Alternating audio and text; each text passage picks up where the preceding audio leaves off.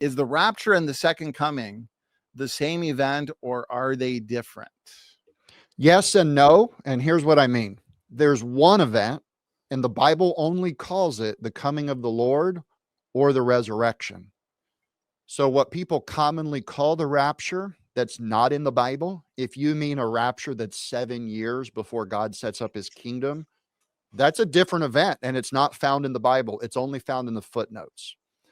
What I mean by saying yes, that it is the same event, if we read 1 Thessalonians 4, verses 15, 16, and 17, as we did earlier in this interview, we'll find out that verse 17 uses the phrase caught up in English.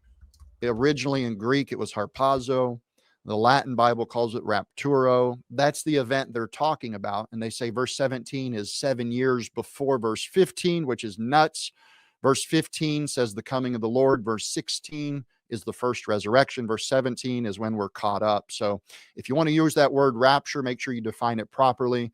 But I'd be cautious because people hear the word and they misunderstand it. I will use it in a sense just to get people's attention, to redefine it biblically.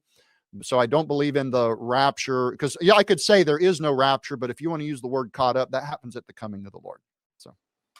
Right. And here's the last thing I'll say, because I think it's an important point. In the same way, Pastor Fan, that the first coming was not just a one and done event in a moment of time.